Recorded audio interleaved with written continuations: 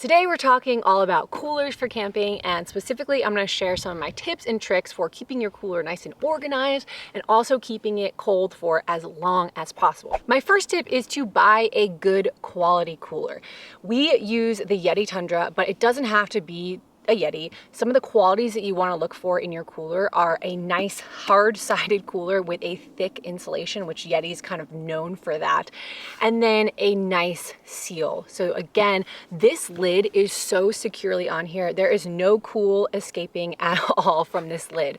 So those are some of the things that I really would prioritize when you're picking a camping cooler.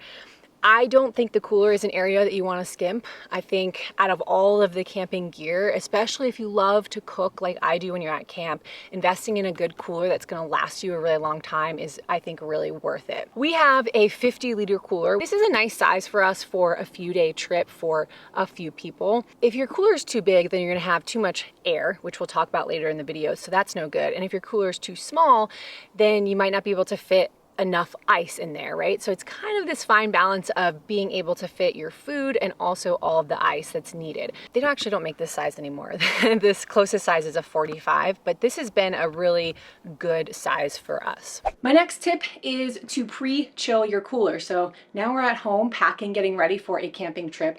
And if you have some extra ice, it's gonna be kind of a wasted ice, but you can pre-chill your cooler before you actually put all of your stuff in there. And this actually goes a long way to keeping your ice colder for longer when you're actually outside. Alternatively, you can just consider storing it in a place that's a little bit cooler. So if you have a basement, for example, where it's probably a little bit cooler in the summer, then you can just store your cooler down there versus upstairs where it might be hotter. My next tip is to prep and organize at home. And I'm going to show you some of the things that I've done to make things a lot easier for me when I'm at camp, and to, of course, minimize the amount of time I'm going in to the cooler, opening and closing things and trying to find stuff. So the more organized that you can be, the better off you'll be at camp. One of the things I have to help you do that is my camp cooking starter kit. So this is free to download.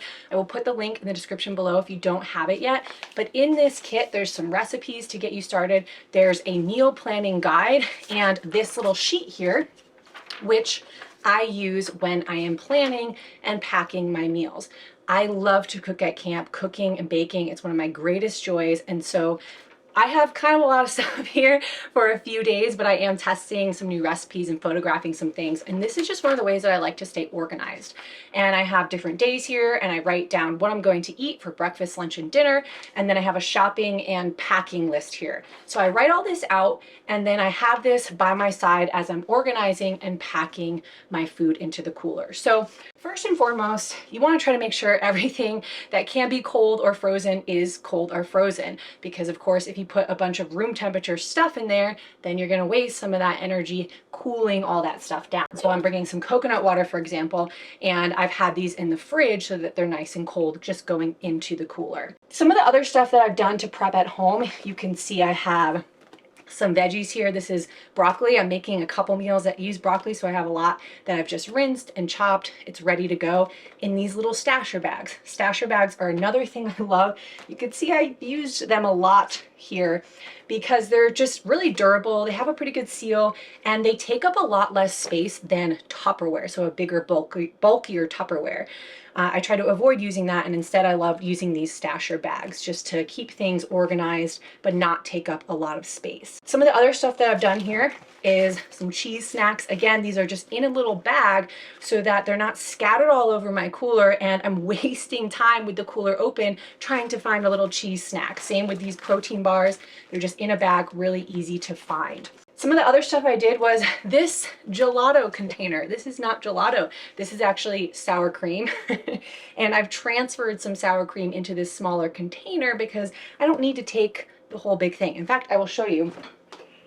So this right here is the thing of sour cream, and I don't need to take all of this camping, so I've just put some in here for the meals. Nick loves sour cream, so I have to pack it for whatever I'm making. So that's some of the simple things that I've done to prep at home and set myself up for just a relaxing time cooking at camp, but also minimizing the times that I have to open and close the cooler.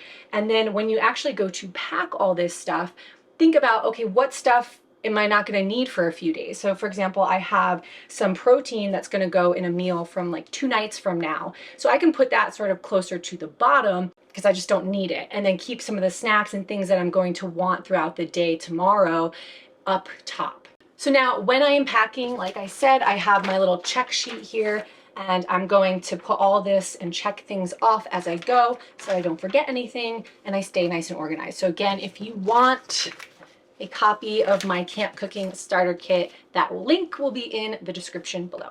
So now we got to talk about the different ways that you can cool your cooler. I have some of my favorite things here. These are just these ice packs. Cooler Shock, not sponsored, although it kind of looks like it because there's a lot of them, but I do really love these. These are colder than ice. I think they're -18 when they're frozen like this, and you buy them and then you fill them with water once and then they're good to go. And they're obviously reusable, come in different sizes, and so I love these for the cooler. I also have some of these molds that I'll show you. These are just silicone loaf molds, and I put ice in here and then I can pull this out and I have a nice big ice block to put in my cooler.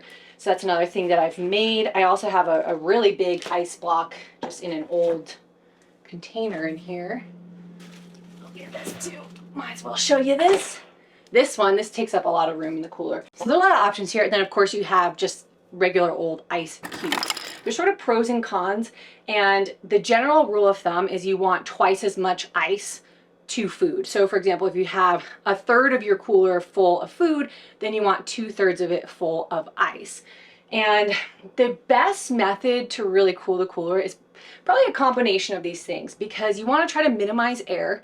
And so those little ice cubes have more surface area and they're going to melt faster, but they also get into those nooks and crannies of the cooler, keeping things cold and minimizing air. I personally do not like using ice in my cooler because I just hate when everything gets soaking wet. And it also could be a problem if you have meat in your cooler, for example. You don't want meat sitting in a puddle of water in the bottom of your cooler. So I just don't really love using ice, but I will use it depending on how long the trip is and how much food I'm bringing and that type of stuff. But for the most part, I love trying to use these Cooler Shock packs as much as I can. And then if I am going to use ice, I like these bigger blocks of ice because they have less surface area, so they don't melt quite as fast. So these are some of the different ways that you can cool the cooler. But again, the general rule of thumb is twice as much ice to food, and you want to minimize the air. So even if you do 2 to 1 and it's not full, just fill the rest of it up with ice.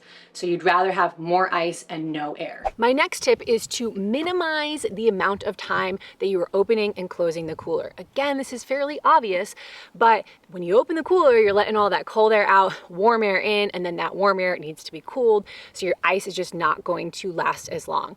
So there's a few ways that you can minimize how much you have to open and close this. One is to be organized, like we already talked about. If you're organized, you're gonna have a pretty good idea where things are in the cooler. And so that will eliminate time rummaging through here, trying to find everything if you're kind of organized and just have an idea of where things are. The second thing that you could do, and this is especially helpful if you have a bigger group of people, is to consider 2 coolers, one for food and then one for drinks.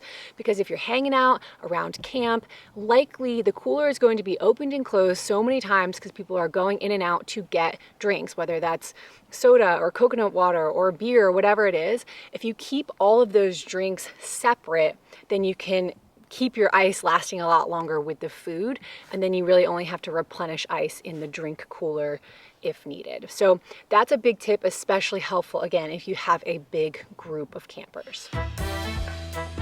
Contestant number 1 is off, and she is immediately having a hard time locating her items. Oh man, she is rummaging, she is frantic, cold air is rapidly escaping, and unfortunately time is now up for this contestant. Better luck next time.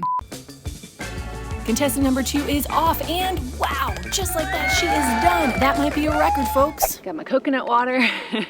A good cooler too. Can double as a seat. We use this thing all the time as a seat, or even I've used this as almost like a kitchen table where we sit and we eat meals around here. Another pro of a hard-sided cooler. My last tip is fairly obvious, but it is to keep your precious cooler out of the sun. This has been in the sun for just a few minutes and the top is already warm. So this will make a huge difference in how long your cooler stays cold.